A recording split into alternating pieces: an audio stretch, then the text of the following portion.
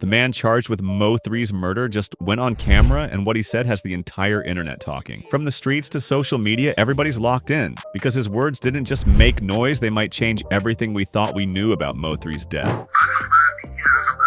That came straight from Kuwan Dantrell White, the man accused of chasing Mo3 down a busy Dallas freeway and gunning him down in broad daylight. But now, in a move nobody saw coming, he's switching up the story, flipping the narrative, and claiming he's not the one who pulled the trigger. And just like that, the entire case got a whole lot messier. The twist is wild, the timing couldn't be more intense, and what he just said on camera might flip the entire MO3 murder case upside down. It's the kind of statement that stops people mid-scroll, because if he's telling the truth, everything we thought we knew about that tragic day could be dead wrong. MO3's killer just revealed shocking details.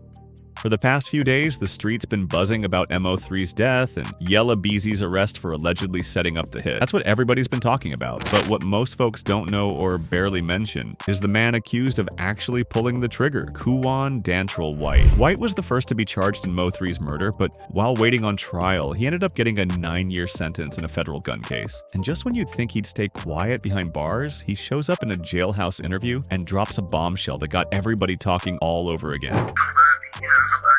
That line hit different. He said it calm, no hesitation, no doubt. He made it clear, he ain't the one who did it, they got the wrong man.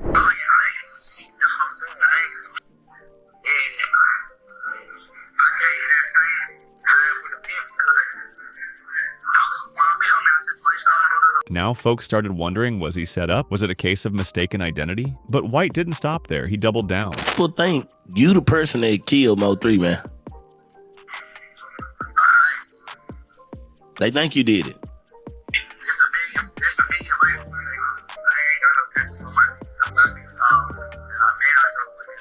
He didn't hold back. He broke down the whole case on camera. Then the internet did what it always does. One person left a comment that summed it all up. Imagine being this man's attorney and he's doing interviews from his jail cell for a podcast. But let's not forget, this man didn't just end up in prison by accident. The feds came down on him hard. Kuwan Dantrell White was sentenced to 105 months in federal prison, just under 9 years, but not for Mo3's murder. That sentence was for being a convicted felon in possession of a firearm. The news came directly from U.S. Attorney Chad E. Meacham of the Northern District of Texas. White had pleaded guilty back in May to carrying a 9mm semi-automatic pistol. And this wasn't some setup. The cops literally found the gun in his pants pocket. Here's how it all went down. On August 16, 2020, officers spotted White riding a dirt bike down West Pleasant Run Road in Lancaster, Texas. He broke a traffic rule, so they lit him up sirens, lights, everything told him to stop. But White didn't stop. He hit the gas and took off. Cops chased him down. He crashed the bike, then tried to run. They caught him shortly after, and that's when they found the gun. So now, White is doing time for that federal charge, while the murder case for Mo3 is still hanging over his head. But again, this ain't someone who just happened to end up in prison. The feds hit him with a real case. On one hand, you've got Kuwan White speaking from behind bars, swearing up and down he didn't kill Mo3. On the other hand, Yella Beezy, dead silent. Let's rewind. Beezy, real name Marquise DeAndre Conway, got arrested on March 20th, 2025. Surveillance caught him in cuffs, walking like he's done this before. No blinking, no emotion, calm as ever while police escorted him through the station. When that footage hit the internet, it went viral. Everybody was waiting on Beezy to say something. Instead, his lawyer, Toby Shook, gave TMZ a statement that sounded like straight-up PR. After he secured bond, he feels relieved to be released. That's all. No mention of Mo3, no denial, just relieved. But here's what really set the internet on fire. Beezy wasn't just some guy with an open case. He had already been indicted by a Dallas County grand jury just 2 days before the arrest on March 18th. The charge? Capital murder for remuneration. That's legal talk for saying the state believes Beezy paid to have Mo3 killed. Not a fight, not a heat-of-the-moment move. A planned hit. Then came the bond hearing. The state slapped him with a $2 million bond. Heavy. His legal team said he couldn't afford it. That's when his family stepped in. His grandmother, Alma Jean Alexander, took the mic and she came ready.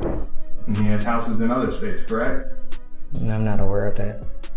Are you aware of him paying and helping to support other individuals in the family and also extended family and friends?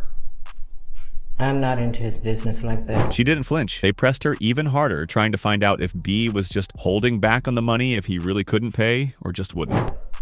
He might used to be, but if he could make a $2 million bond, he'd be out. Would you agree with me, though, that there's a difference between can, want to, and choosing not to? I'm aware of all of those things, but I know he don't want to be in here, so I know if he could afford it, he'd be out. That line made people stop and think it even got the court's attention. But the prosecutors weren't buying the whole broke story. They came with receipts, literally. These records would correspond to the exact amount which the state's witness would testify to. That came straight from prosecutor Tommy Adams. He told the court a witness was ready to testify that Beasy helped pay for the murder, that the $4,000 wasn't some random withdrawal, but part of the setup. Beasy's defense team clapped back fast. They said the state didn't have anything solid, no texts, no Instagram DMs, no bank slips proving any kind of payout, just one person claiming they overheard something. You've heard no information of a text message, any communication on a social media platform that our client paid for this murder, any kind of remuneration, just this individual who stepped forward and said he overheard this conversation, the defense argued. Even with all the back and forth, the judge made a move that caught everyone off guard. Judge Gracie Lewis dropped Beasy's bond to $750,000. But she didn't do it quietly. She called Beasy out for how he filled out his financial disclosure, saying he didn't take it seriously. The financial report that the defendant was required to file, he didn't seem to take that very seriously at all, she said. And that's what I'm worried about, whether or not he's taking seriously the charges against him. Then, Judge Lewis issued a clear warning. No threats, no games, no funny business. You are to have no contact, direct or indirect,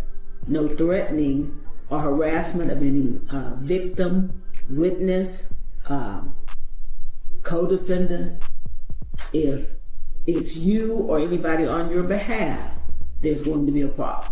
Do you understand that? So, yeah, Bai walked out on bond, but that courtroom moment wasn't really about freedom. It was a warning shot and a loud one. Online, people broke it down quick. He a rapper? $40,000 could be for anything, some said. Others pointed out the case seemed to lean heavily on a snitch who may or may not even be the shooter. Then came the reactions to the bond itself, dropping from $2 million to $750,000 in just about a week. That was wild. People weren't shocked he got out. They were impressed with how fast it happened. This man ain't worried at all, and he definitely ain't broke, one person posted. He's really from the cliff. Because if you're riding in a bulletproof truck, got six-figure bank accounts, and can pull $140,000 at any moment, claiming you can't post bond feels fake to a lot of folks. He better get out the country, some even joked. Then the internet did what it always does, started comparing. Side-by-side takes started popping up. He gets bond, but he doesn't? Ain't adding up. People weren't just watching, they were weighing it. Some saw privilege, others saw power. But then came a courtroom detail that didn't get as much attention,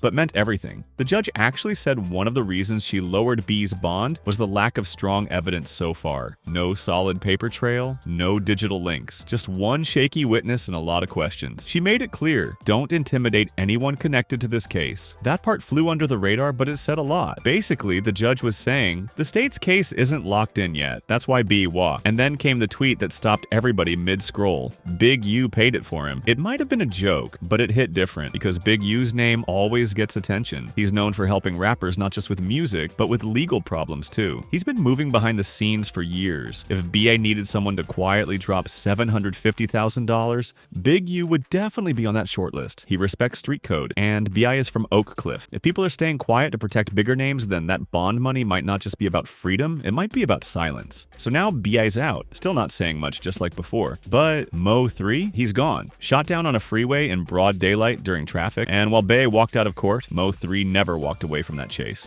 The murder of MO3 and their beef. That bond drop was already shaking the table, but just hours later, College Kid posted something that flipped the whole mood. It wasn't breaking news, it wasn't a court update, it was old studio footage MO3 and Yella Beezy, shoulder to shoulder. No tension, no threats. Just two Dallas rappers recording, laughing, and vibing like there was never any beef. That short clip made things even more confusing. If you only saw that moment, you'd think they were cool. Maybe not best friends, but at least on a decent terms. No drama, no static. But then came the freeway footage. MO3 is I-35. His car stopped in traffic. He jumps out running through lanes like he's trying to escape something deadly. A man follows close behind holding a gun. Seconds later, it's over. MO3 is hit. Killed. Right there. Middle of the freeway. Broad daylight. People online still can't agree on why MO3 stopped his car. Some said he heard shots. Others claimed a tire got hit. Then one post brought it all together. Dude was already shooting at him, it said. The killers allegedly had multiple cars on the highway that day. Someone even claimed MO3's tire was shot out. That didn't sound sound random. It sounded like a setup, like someone mapped it out step by step.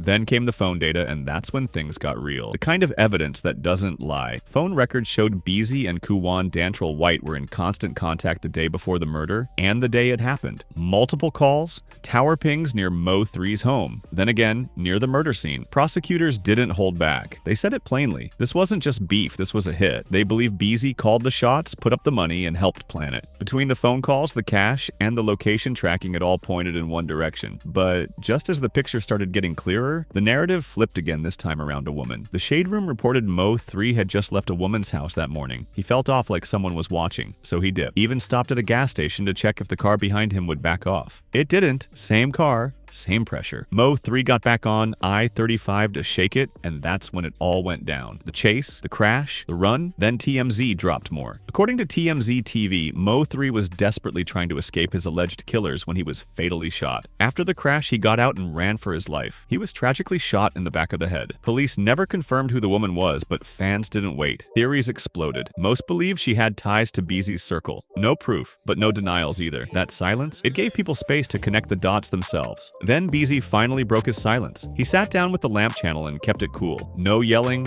no emotion, just calm, cold. Certain saint need to be addressed, certain saint don't, he said. Stop attaching me to all that, because it ain't got nothing to do with me. It sounded like a line he'd been waiting to drop, but instead of killing the rumors, it lit them up even more. People started digging deeper, especially now that Beezy was in jail, his face all over the blogs. And one question kept popping up. How did all this really start? Because this wasn't some overnight issue, it wasn't one diss track. This beef had history years behind it. Both MO3 and Beezy repped Oak Cliff, same part of Dallas. And if you claim Oak Cliff, you either earn your respect or get tested. There's no in between. Back in 2017, things started boiling. Comedian Roy Lee, who was tight with MO3, began calling Beezy out, questioning his street credibility, his ties to Oak Cliff. Roy picked a side, and it wasn't Beezy's. From there, things got personal. Then came the shots. On September 25th, 2018, Roy Lee was shot in a North Dallas parking lot. He didn't die right away. He fought for weeks, but on October 13th, he passed doctors said a blood clot from the gunshot wound took him out. Then the very next day, October 14th, Beezy got hit. A drive-by, 8 bullets. It happened in Louisville. He survived. But come on, that timing didn't feel random.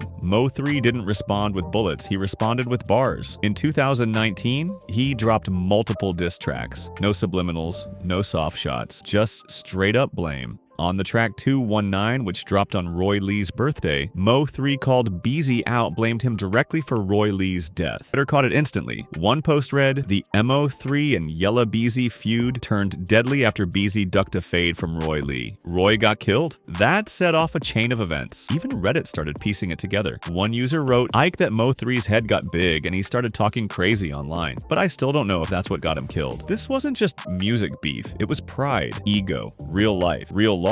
Once it started snowballing, nobody could stop it.